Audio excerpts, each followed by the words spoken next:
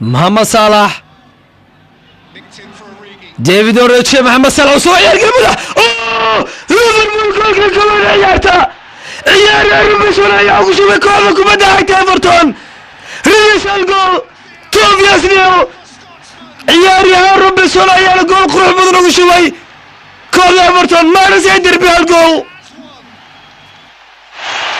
As much relief as joy.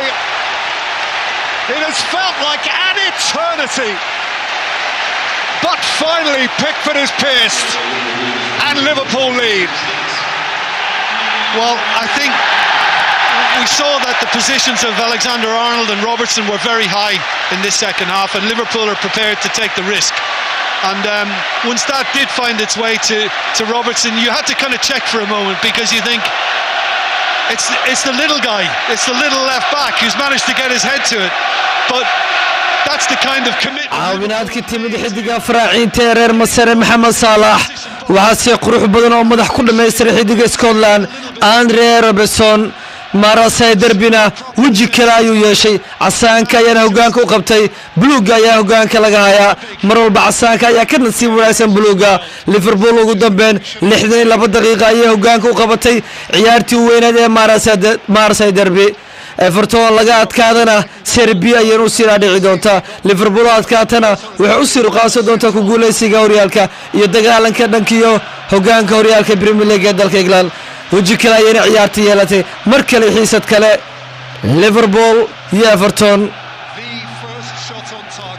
gentleman balkawan goolka laga dhaliyay نانيو سيدا هورك وش جابها ليفربول ويكيني كرتا هالجول أيام هورك ودهاي مصدق الكهر سيدي عن شيء منا أو عن سادلين ويد عضي أو هالجول أي لتمت مركا سيدا إيفرتون إجين ليفربول ولا جفر فرقنا إيفرتون ولا جفر نفسه هذا وليبا تبرها قلب حسني بدل معقول مركز ما لقيهم لكن هذا معقول كده عيارته ديفيد أوريجي هذا وجد كبد أساسه شقيقي ممكن دمبو يحب بس محمد صلاح مركز أساس كأجيب جول كذا لكن قوي وكلها مركا ويارنتي أدو هذا حنقول سجنا سجاش من الدقيقة. Forward by Coleman, taken up by Rondon.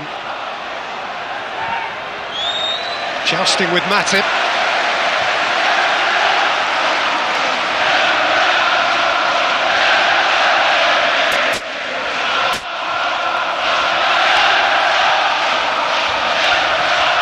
Robertson lofted up towards Salah, seen by Keane.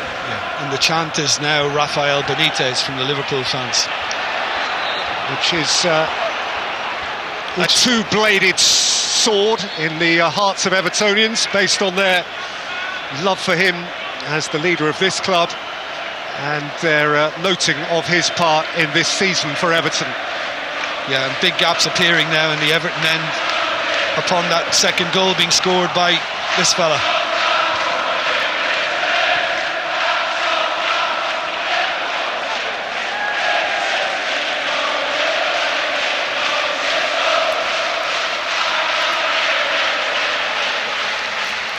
And the latest Beatles hit goes something along the lines of "I'm so glad that Jurgen is a red." That's the one they're singing now. دقيقة يقدم بعيارتي مرسحبي المارس دربي عسان كيا مركنا جوان كواي عيارتان سيدا موقعيس عسان كيا كات كاكر بلوغا إيفرتون مركا ولا مع سلامة دونا لبقوا يا الوصول داري دونا عاوا. This has not been a stroll. Well, he had a big problem to solve at half-time, Jurgen Klopp. I think probably more worried than usual.